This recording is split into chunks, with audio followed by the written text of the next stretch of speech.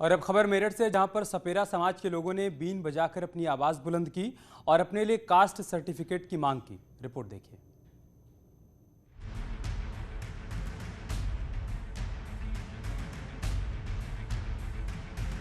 Mission 2022 को लेकर जहां सारी राजनीतिक पार्टियां जाति को लेकर पॉलिटिक्स करती हुई नजर आ रही हैं, तो वहीं मेरठ में अपनी जाति घोषित करने की मांग को लेकर सपेरा समाज के लोगों ने बीन बजाकर प्रदर्शन किया और अपनी आवाज बुलंद करने के साथ ही कास्ट सर्टिफिकेट की मांग की। इसके साथ ही अखिल भारतीय घुमंतु सपेरा विकास महासंघ ने डीएम को ज्ञापन सौंपकर सरकार से मांग की कि सपेरा जाति को दूसरे राज्यों की तरह यूपी में अनुसूचित जाति में शामिल किया जाए। हमारी सिर्फ मांग एक ही है, हमारी जाति डिक्लेयर होनी चाहिए। हम जाति के लिए परेशान हैं, हमारे बच्चे परेशान हैं। हम जो हमारा रोजगार था वो रोजगार छूट गया है। जो सांप पकड़ते थे, तमाशा करते थे, अपना पेट भरते थे, वो भी हमारा रोजगार खत्म हो गया है सर। तो इसलिए हमारी मांगे ये हैं, हमें और कुछ नहीं चाहिए, हमें सिर्फ जाति चाहिए। जाति जो है उत्तर प्रदेश की जाति लिस्ट में थी, सपेरा जाति उत्तर प्रदेश की जातियों की लिस्ट में ही नहीं, वैसे और राज्यों में सब में है।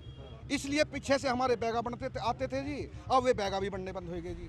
सपेरा समाज के लोगों का कहना है कि अगर वो पढ़ लिख भी लेते हैं तो भी नौकरी के लिए जब जाति प्रमाण पत्र बनवाने जाते हैं तो वो बन नहीं पाता।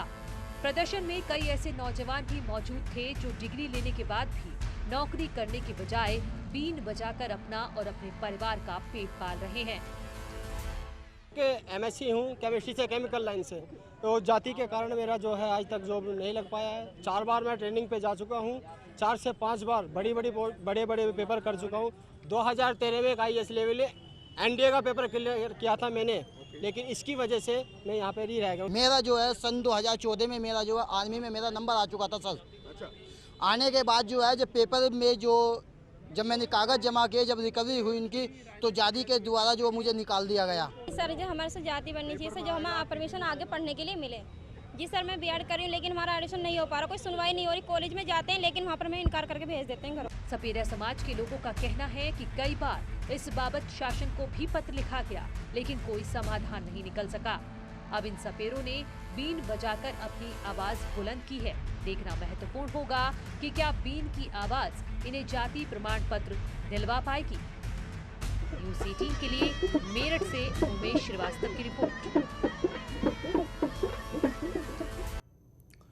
कानपुर में डेंगू और वायरल से 5 लोगों की मौत हो गई। 24 घंटे में बुखार और डेंगू से 5 लोगों की मौत हो गई है।